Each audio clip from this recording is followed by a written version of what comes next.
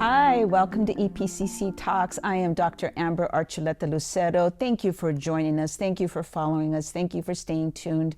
Extremely happy to be in front of you yet once again. My co-host, Claudia Chacon-Haley, has officially become professor. So congratulations, comadre. I know you'll be here with me next month. However, I do have a special co-host today, one of my colleagues. I would like to officially welcome Rocio Cardiel to EPCC Talks. She'll be joining me today, and this is I have been wanting to do this since, I don't know, July, when I saw these amazing people on television. And so let me formally introduce, we're going to have a great conversation today about some of the work that they're doing in El Paso, important work. We'll have some information at the end of the show as it relates to getting in touch with them, talking to them as it relates to what they do. And maybe if you're interested, we can then hook you up with them and give you their contact information. So let me formally welcome to the show Amanda Gonzalez and Jacob Aguirre from El Paso Threat. And I want to talk to them about what they're doing, some of the important work in this community. I want to hear a little bit about their stories. I think that's always important to start. So let me talk to you all about you individually, first of all, just a tiny bit, some introductions, whatever you feel is appropriate, of course, and then the work that you're doing with Cheerabilities. So let me start with Jacob first. Jacob, welcome, and I'm glad you're here. Thank you for having Tell me a little bit about, I know you're a teacher, but I want to hear your journey. I was just off camera talking to you about El Paso High and some of the things you're doing, Yes. teaching. Tell me a little bit about yourself, please. So I've been in the El Paso Independent School District for about 4.5 years now. First year I started out as a high impact tutor. From there I became a kindergarten collaborative teacher, which is where I got my first exposure of SPED. Loved it. It was a lot of fun. After that, I got moved over to first grade. And then this past year, I did fourth grade dual language. And then going on my 5th year this year, I'm a first grade teacher. Awesome. So enjoying that, loving it. The kids, the little ones are so funny. Yeah. And they give you a lot of joy, seriously. Like, the day's better when they're around. 'Cause Yes. just the energy and momentum they have for life. I realized that this morning because it's the first day of intercession and I'm like, I miss my babies. Yeah. No. Well, I'm glad you're here. And I know we want to talk about the work you're doing, but let me talk to Amanda. Welcome, and tell me a little bit about your journey, if you don't mind. Okay, so I'm also in the education. I'm just a physical education teacher. But my background in cheerleading is since I was 5 years old. So I competed from when I was 5 to I was 18. And then I started coaching when I was 17. I was still an athlete coaching. From there, I kind of took a break from cheer for a little bit. And then 2018, I decided to start my own program with a few other directors. And I was coaching my little sister. So I coached her from when she was in elementary all the way. Now she's at NMSU. So yeah, she's at the collegiate level. But other than that, it's cheer and work all the time with me. Yeah, no, I'm glad to hear that. So let's talk about El Paso Threat, some of the things that you're doing. Tell me, let me start with Jacob, and then I'll hand it over to Rocio. I know she has questions. Tell me a little bit about the vision, where it came from. I heard you on the TV and wanted to hear about it in person. So tell me about where you heard, what the vision was, how it came together, how Amanda got roped in, and then I'll talk to Amanda a little bit. Okay, Please. so I actually was never a cheerleader. Really funny. I was a band geek. I was a head drum major and all that. I did all that band stuff.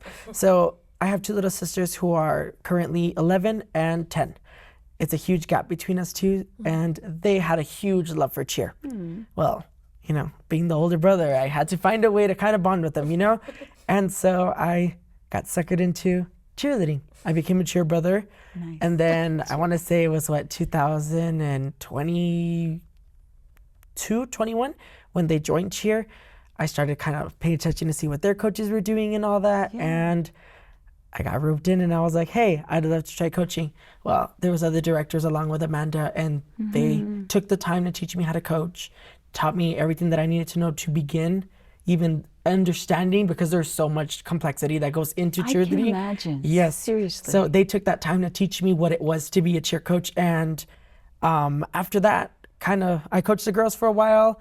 And then we were traveling in 2024. Yeah. I want to say it was in about April. We went over to Frisco, Texas. Yeah. So they had a competition going on there. I was coaching at the time, my sisters, and right before the girls were going to get onto the mat, we wait kind of in the front. Yes. And I see this team just coming on. And when I was looking and I was like, what the heck? Like, am I seeing things or is that a wheelchair?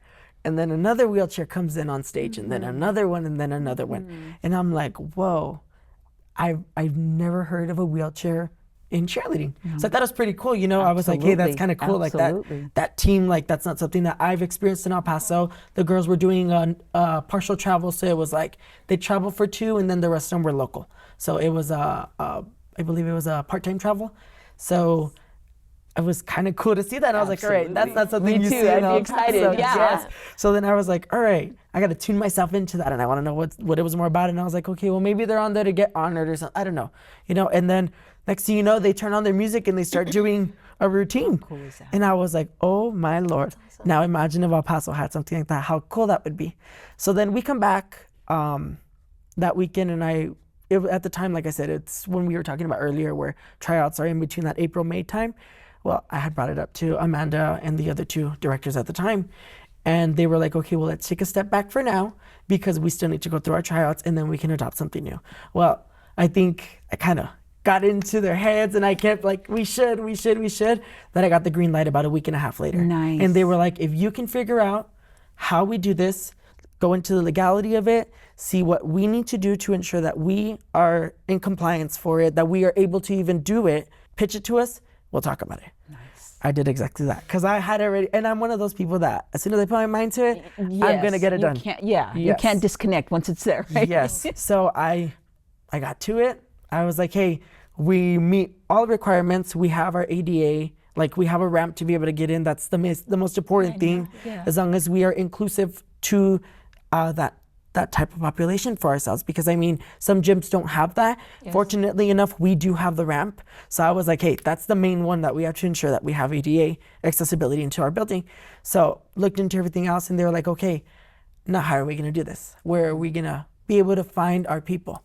Well, lucky me, one of the former directors, she found like this expo, they call it a special education expo. Yes. That the Esteta Independent School District does every year.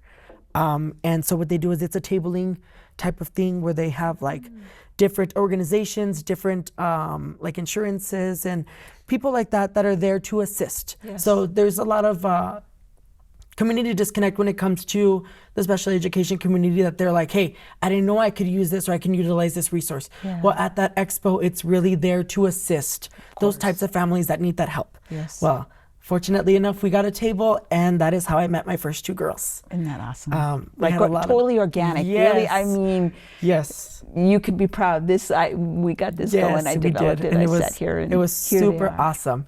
And so we continued on from there and I had my doubts for a bit because I was like, all right, we started in July of 2024. So that was our first season. So July 2024 to the end of April of 2025. Yes. So that whole time up until March, I only had 2 girls. And then in March, one of my girls brought a friend in.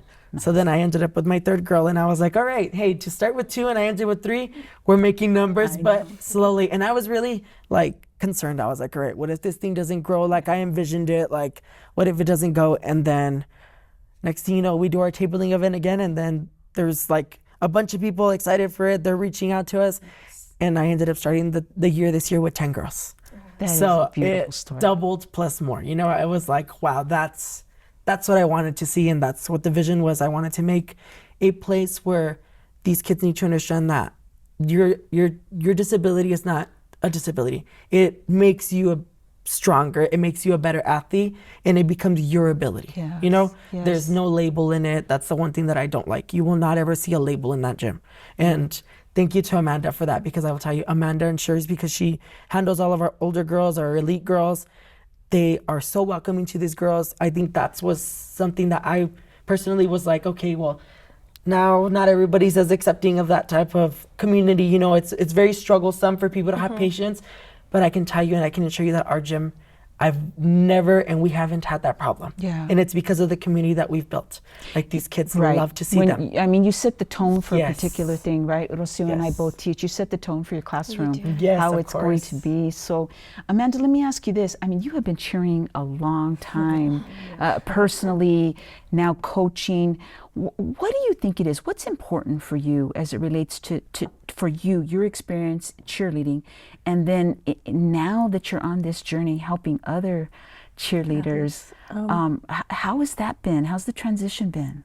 The transition from athlete to coach, I think, was just something that was very natural to me. I was always, I was a captain on my high school team, so that role of leader just kind of followed me, and cheer kind of built that in me. But I think one of the, speaking on what he commented on, I think the culture we built, the teammates, the like all that teamwork, that was the one thing I learned the most. Like if I'm gonna be the weakest link on my team, I'm holding my team back. So to teach them the importance of teamwork and helping each other out, not just, you know, being there for themselves and egos, and we kind of throw all that out the door at our gym, and it's more about how do I be there for my teammate? How can I be a better teammate for them? And that's opening really the only way to doors. build like a community, right? Is that, you know, you can lean on me, right? I'm gonna have some weekdays and some better days and so forth and so on. When you're working with your athletes, I feel just from talking with you a very short time, both of you, what is it about like the skill set too that you know you're teaching a set of life skills, kind of what we do in the class, right? This is how you roll with people, but also when it comes to the techniques, how do you know how far to push your athletes? How do you know kind of when to stop? Let's pause. Let's think about this. How does that balance work out for your group, your cheerleaders, and how do you do that? How do you navigate that? I mean, just remembering that they're their own person, like how it is in the classroom. You can't have them label them all like, oh, they're all kinder, so they're all crazy. Like, no, some of them are actually very attentive. Some of them are actually paying attention to what you're saying. And it's the same with the athletes, especially on Cheerabilities. If they don't like something, they're vocal about it. I don't want to do this. Okay, so we got to kind of, how do we make it better for them? There was an athlete at the Chihuahuas performance we had. She didn't want to wear our Threat t-shirt, and we had to go around that, you know, like if that's not something she's comfortable in, how do we make it better? And that's something that I see in a lot of my coaches is they don't right away just get frustrated and want to like throw everything out the window. They try to understand the athletes that we have there. And I think that's the important part too, is the coaches that we've brought in. They're all coaches that have backgrounds with working with children, and just that having that educational background, it's shown a lot in the gym because of the culture that we have. It's kind of a trial and error being teachers, right? For all of us. I mean, I feel sorry.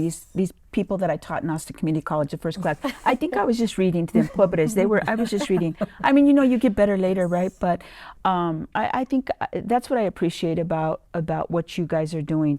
The consideration, not only for another human being, but you're trying to build something that, think about it, nobody else has built in El Paso.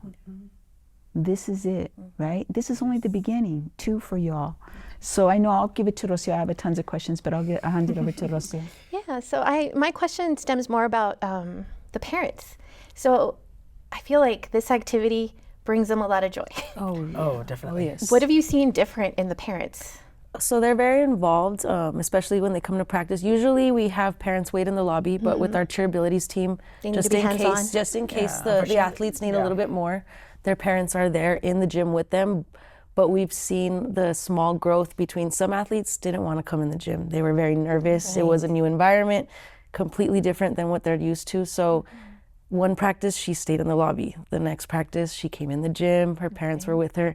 Now she's on the floor with Jacob. Parents are standing back. So them seeing their children just make all these goals. Right. It's his mom, who's a part of the program as well, has told me that she's seen them cry like happy tears. So we do get a lot of positive feedback on that end with parents. That's awesome. Yes. It's awesome that your family is also very involved. Yes, so my mom helps out a lot. My mom's the one that actually goes in and she handles the office on Okay. Saturdays. She goes in there, she goes hands-on when I need her, because there's some days, I mean, we have 10 athletes. It's just me and Andrea, Jen and Olivia, and then Amanda. So it's like occasionally we don't know what we're gonna get. There's 6 of us. And then now we have another one, Arlene. She's also coming in to help us. She's one of our other athletes. We don't know what we're gonna get that morning. Like Right. some of these kiddos, they wake up great, they wake up upset, and my mom has built that rapport with these kiddos where they're sometimes even a little bit more comfortable to walk up to her and they'll just grab her hand. So we have one little girl, oh, sweetest little girl, but she'll grab my mom's hand when she's like, I ain't running with these guys, and she'll make my mom run the mat. So, and then, so she's warming up with them, and I'm like, it's awesome. And then my sister, Jen and Olivia, they're hands-on right there. They're actually a part of the team. So we created an inclusion team. So it's the Cheerabilities with 3 of our athletes that are from the elite team. So we have Arlene, my sister Jen, and my sister Olivia. So they're there. And then we're hoping to get one more, but working around her schedule. Yeah. And then, so we kind of just like, we all throw in there, and it's a family effort, you know. And at the end of the day, yes, they're my sisters, but our gym is a family. So it's like we're all making that effort for our family, which is EP Threat, you know? So it's super awesome. The girls, they're hilarious. They're 11 and 10, and we're at home. So I think on Saturday we should do. And I'm like, girl, why are you planning? I'm like, coaches. I know, I'm like, it's Tuesday, like, relax. And they're like, well, I think we should try this instead. Because I'm like, so it's awesome. Like, you see them grow as people, because they were little mocositas when they started, and now they're these like big girls. They're like assistant coaches. Yes, they're like assistant coaches, but they're awesome. Like, it's just so cool to see all of our family come into it, you know? I can imagine. Yes. I mean, just hearing about it is just like, excited. Tell me what you guys are thinking about the competitions. What do we have to look forward to with y'all? So locally, we're seeing there's competitions. There's one in January. I'm hoping to have them ready for, but most of them are scheduled for February. So like UTEP holds a competition. We usually attend UTEP. There's The Battle of the Bow. Battle of the Bow, which I don't know where it changes locations usually. And Pebble Hills throws another one. There's at least 3 or 4 that I have on our calendar that I'm hoping we can get them all, because they have different schedules as well. But Yeah. So Give me the age range that you guys are working with right now. So typically we it's a huge range, actually. It's The really funny. youngest- So the youngest one right now is currently 6 years old. Awesome. So we had a 4-year-old, but unfortunately she moved. So now our youngest is 6, and then my oldest one is 31 years old. Nice. So yes, it's an awesome range, but it's really funny because you would think that 6 to 31, it ain't gonna click. And it's so funny because I have that 6-year-old getting that 31-year-old. Let's do it, girl. Let's move it. And she's got my 31-year-old on her toes. Oh, I'm sorry, she's not even 31. She just turned 32 last month. I'm sorry. So yeah, it's awesome. Like, they push each other, and you see no difference. Like, where you'd be like, oh well, they're not gonna mix together. No, they mix really, really well. It's awesome to see. Like, you can't tell. I can imagine. Yes. What have you guys been talking about, just in terms of trying to? I know competitions and the practicing and all that, but this feels to me bigger, more. Yes. It just feels like that to me. What are you thinking? Larger, long term, big vision, in terms of the Cheerabilities? What are you guys thinking about? So where I first saw Cheerabilities, he saw them in Frisco. I saw them in Dallas at NCA, and NCA is a pretty prestigious competition for elite cheerleaders. Yes. But they also host Cheerabilities. So Cheerabilities can compete at that level, and they actually give them the best, because there's at least 3 or 4 competition rooms at NCA, and they get the biggest one. So I want to take them to be able to perform on those big stages where they have the confidence and they get to experience what our elite girls have experienced with NCA. And so to get them somewhere, maybe not just locally, but maybe Dallas, could be anywhere, but to get them to leave El Paso and see that there are more cheerability teams, because in Dallas, there's a list of them. There's so many. No, Dallas is huge. Yeah, and that's it. A lot of people travel to NCA because it's such a prestigious competition. So all these cheerability teams from around the country are coming in. And I would like El Paso to stand on that stage with them, and Oh, to absolutely. see that their community is bigger than what El Paso has right now. That's important in life, huh? Yeah, I mean, Yes. I think for me, I'm speaking for myself. You know, I'm in a little bubble, and then you know, I don't know, I'll go somewhere like, oh shoot, I forgot, this is out here. Yeah. I don't know, builds like confidence. Like you know, this is awesome.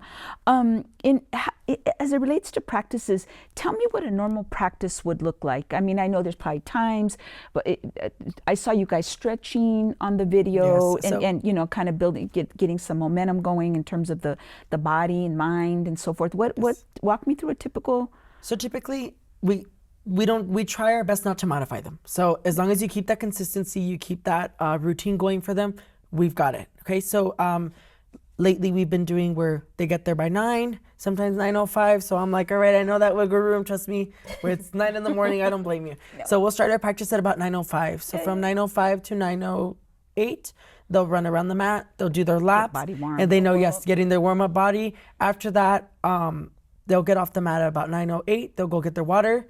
They say their last goodbyes to their moms and dads because they always have something that they have to tell them. Like, I don't know. They're like, can I talk to my mom? Yes. And I'm like, let's do it before we start. And they'll go straight up like, mom, blah, blah, blah, blah. Then they'll be back on the mat by 9:10. We get started with our stretching. So their stretching, we do have to modify it a little bit less like extensive. Like we don't do as many splits and all that because sometimes they're not warmed up to it, or sometimes it's just not, we're not there yet, and I'm not ready for them to accidentally injure themselves if they push themselves too hard. Because, oh my gosh, they try, but it's like I can't see myself pushing them to the extent that they're gonna go more, you know? So we modify it, so we're done at about 9:15. 9:15, they'll quickly go get their water, come back, and then we get started. So lately we've been doing tumbling because we need to get their tumbling kind of going. So we'll do tumbling from about 9:15 to 9:30, so that's a good 15-minute window. So during their stretching, Coach Drea will run their stretches, or General Olivia will run the stretches while Coach Drea and I set up the mats. So then, we have our mats and stuff, so we get them going. That way, as soon as boom, they're done, they get the water, they're ready to go straight to their mats. They know where they got to go because they've already been told before. Yeah. You ended here last week, you go there, and they remember. I bet. Like, they hold us to the T of everything. Like, oh, you said I was going there. Then, all right, let's go there. So they're funny. So by 9:30, we're done with that. I'll give them a good 2-minute break. So they'll sit on the mat, they'll rest. And then from there, since we've been doing, like we had Chihuahuas, on the 25th of October, we'll be performing at Mesita Elementary School's Fall Carnival. Yes. So we've been preparing their routine for that. So from about 9:30 to 9:45, we'll do their routine, we'll run it, we'll go through it, fix what we need to, clean what we need to, we'll stop, give them water, go back again. Last 10 minutes, we hit it hard.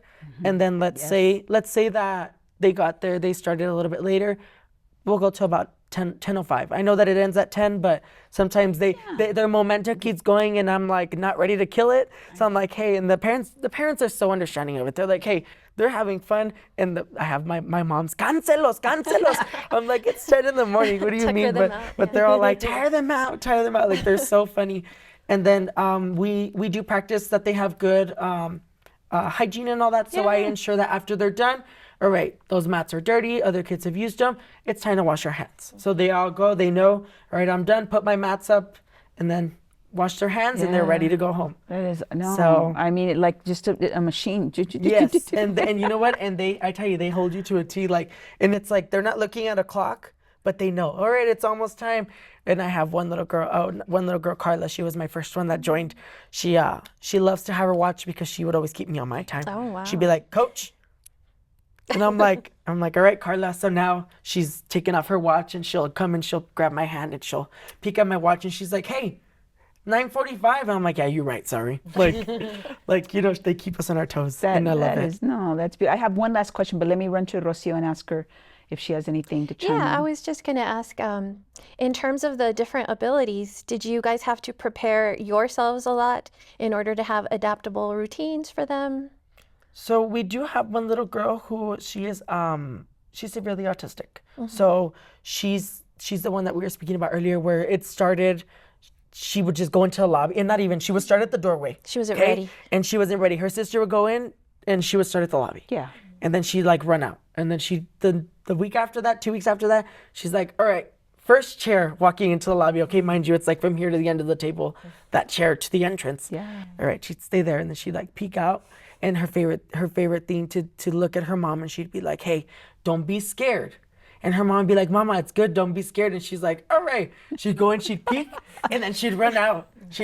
So that took a lot of adapting to her. Yes. Because it was like, all right, we adapted to her movements of when she was ready. Because at the end of the day, it's not when we're ready. It's not when her parents are ready. It's So not when true, any of the other kids are ready. No, it's when that specific child is ready.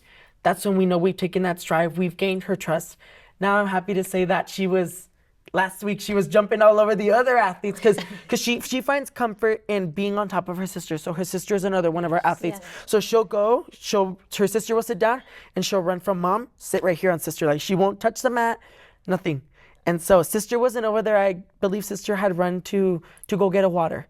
So she comes in and she sees one of the athletes, sits right on the athlete. So it's cool to see that. And then the athlete's like, and I'm like, it's okay, come here. So I grab our little girl, she comes and she sits with me, and she'll sit with me or Drea, and she'll move around me, Drea, or with her sister, And it's cool to see that she was able to be comfortable enough to sit on another athlete, because it's like we're making that stride. And the kids know. They're like, okay, she came in here, we're working, and she'll do some stuff. She started doing forward rolls last week, which she hadn't done, which was super duper duper awesome, because you got to modify that. But it's like sometimes it looks like we're not doing anything, but in reality, we're doing so much. I know. Well, and it's to awesome. add to that, for the Chihuahua's performance, we were nervous because we were like, we don't know if she's gonna be out there. Yeah. She didn't do the jumps and stuff with the other athletes, but she does have a chair that she spins in. Nice. So we did modify the routine so that she could be a part of it. She sat in her chair, she had pom-poms, and she performed out there at Chihuahuas with everyone. So she did really awesome. And they call them her Pikachus because they're yellow. So she's like, Pika! And she's ready to go. But yeah, so yes. she's made a lot of progress. That's wonderful. I mean, the things that you're doing, the work that you're doing, the patience you have, the kindness that you all display. I mean, that means everything. That's the foundation of who we are, really, as humans. To be kind to, no matter what the ability is. I'm just saying kindness in general. I have one last question for both you. I usually ask this question. I never tell people I'm going to ask it. Jacob, what would be some advice you would give to a younger Jacob? To a younger Jacob? I would say, dude, don't get your degree in criminal justice. Like I did. Go straight into education and really throw yourself out there. And I would do it again. I would do it at a young age. I started, like I said, I did it at 19. Started in the district at 19. I'd say do it as soon as you can. Volunteer, anything, because you know what? When you get to that age that you understand other kids that are not like how you were growing up, or you understand other people, you really become a better person, And like, I'm 23 years old, so I can't really say that it's been forever, But like I said, like a younger me, I would tell myself, dude, don't even look at criminals, look straight into education, because that's where it's all at. You can help by being in education, then trying to focus on somebody who is already committed, in trouble. Yes, because you know what? I think we have that stereotype where it's like, oh yeah, they're a lost cause, but it's not the truth. In reality, at some point, it doesn't matter how old they are. They can be 40, 50 years old. Agreed. There's always that one person that they're like, I had that teacher. I had that teacher that got me out of trouble. I went back when I was 20 years out of the slammer, and I had that teacher. Like that professor I have, my professor, Dr. Stacy Ordonez at UTEP. She's my lady that I'm like, I'll go back to her and I don't care when. There's always that one teacher. So I think that would be the advice I'd give myself, is go straight into education, because that's where you really make the difference. We can tell that's where you fit the best. That's why I went that way after all. We're happy you're here. So let me just turn to Amanda before we head on out. A younger Amanda, you're very accomplished, my friend. You've done a lot in your life, and you're continuing yet to succeed, and so excited to see your own journey.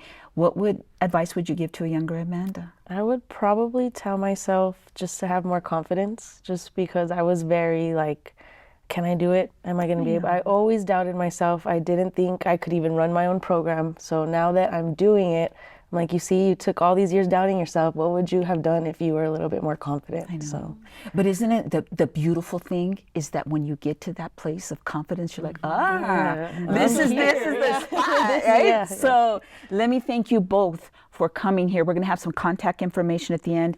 Anything you want to share in terms of the pictures and anything that you feel comfortable in sharing, we'll run that in terms of the credits and so forth, as well as your contact information. What can the El Paso community do to help you? Come out and support us whenever we have competitions. I think knowing what it is, get our word out. get our word out, knowing who we are and what we are about, because I think people especially in the El Paso community, they have this stereotype like, oh, okay, like, see, if it has nothing to do with me, I don't go looking for it, And it's like, I think people need to know about Cheerabilities. I think people need to know about how not only are we doing something for kids in the general ed, we're doing it for kiddos who unfortunately didn't have that opportunity until we brought it to El Paso, And I think that's very important that the community should know, because some people are at home, sitting right now at home, and they're like, hey, I had no idea that even existed, when they could have had their child doing that years ago, I know. And I think that's such an awesome thing if people just get knowledgeable of that we're Absolutely. here. We got you. And may the doors continue to open for you. All good things. If Rocio and I can do anything for you, you contact us. So thank you once again for coming and seeing us and hearing us. Those of you who are video, those of you who are listening to us, thank you for coming and supporting us. I'm excited about this show, especially. You'll have some contact information for Amanda and Jacob, and we will see you next time. Thank you again.